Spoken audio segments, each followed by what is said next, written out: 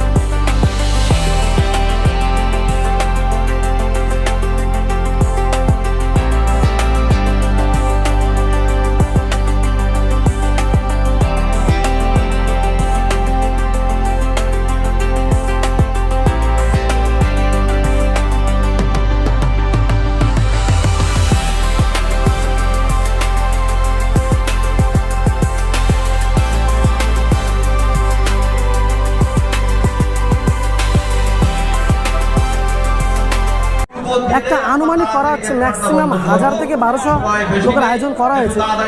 তো এখানে যা লোকজন আছে আর এখানে যা লোকজন আছে, আর এই সাইডে যা কম বেশি বসছে, আরও কিন্তু অন্য অন্য সাইডে বসার জায়গা করা হয়েছে।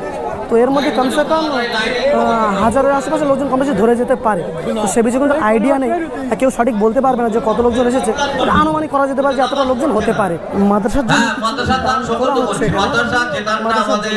সকলে হাত বাড়িয়ে দেবেন। আল্লাহ হচ্ছে রমজান মাস, বরকতপূর্ণ মাস, এ দান আপনার বৃথা যাবে না।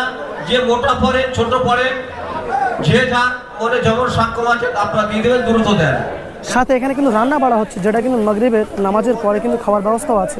যারা দূর থেকে আসছেন যেসব ব্যক্তিরা এই ইফতারে, তাদের জন্য কিন্তু এখানে খাওয়া দাওয়ার ভালো একটা ব্যবস্থাও করা আছে। আমি কিন্তু মাদ্রাসার ছাদের উপর সাইডে উঠে এসেছি, আর নিচে কিন্তু তোমরা দেখতে পাচ্ছ স্পষ্টভাবে টোটাল কিন্তু মানুষ সবাই লাইন দিয়ে বসে আছে। এখন ইফতারের প্রায় 20 থেকে 22 মিনিট বাকি আছে। এগুলো কিন্তু বাইরের সাইডে, এখনো কিন্তু অন্য অন্য সাইডে লোকজন আছে, এখন কিন্তু এসে পৌঁছায়নি। ইনশাল্লাহ আস্তে আস্তে এসে সবাই পৌঁছাবে, আর সবার জন্য খুব ভালো কিন্তু ইফতার আয়োজনও করেছে। আমি কিন্তু এবছরে ফার্স্ট টাইম এত বড় একটা ইফতারে আমি এসেছি। এবছর অন্য অন্য জায়গায় যাওয়া হয়নি, ইনশাল্লাহ আনেওয়ালা টাইমে অন্য অন্য জায়গায় অবশ্যই যাবে।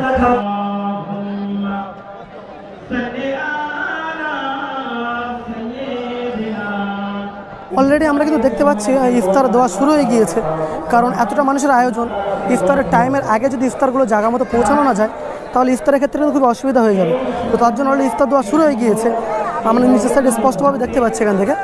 তো এক ভাই ইফতার দিচ্ছে, এক ভাই পানি দিচ্ছে, এক ভাই মুড়ি দিচ্ছে, সবাই এক একজন ডিপার্টমেন্ট ভাগ করে নিয়েছে, ভাগ করে কিন্তু যে যার মতো ইফতারগুলো বিতরণ করছে। মাশাআল্লাহ, এই দৃশ্যটা কিন্তু খুবই সুন্দর। আর আজকে কিন্তু চতুর্থ রোজা, মানে 4টে রোজার দিন। আর যে মাদ্রাসার কথা তোমাদেরকে বলেছি, সে মাদ্রাসা এই যে আমি জাস্ট ছাদের এক সাইডে কিন্তু দাঁড়িয়ে আছি।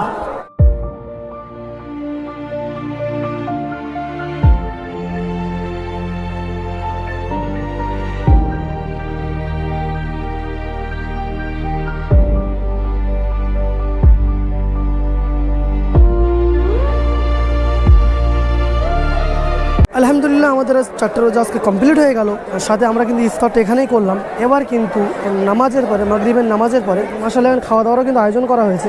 তো তার জন্য যারা নামাজ পড়ছিল তারা কিন্তু ফার্স্টে বসে গিয়েছে। তো যারা বাকি থাকবে ইনশাল্লাহ পরে আরও খেতে দেওয়া হবে, তার জন্য স্টার আছে, অসুবিধা নেই। তো ফার্স্ট ছবে এনারা কিন্তু বসে পড়েছে। তো খাওয়া দাওয়াটা ইনশাল্লাহ কমপ্লিট হয়ে যাক, নেক্সট ছবে আমরা বসবো।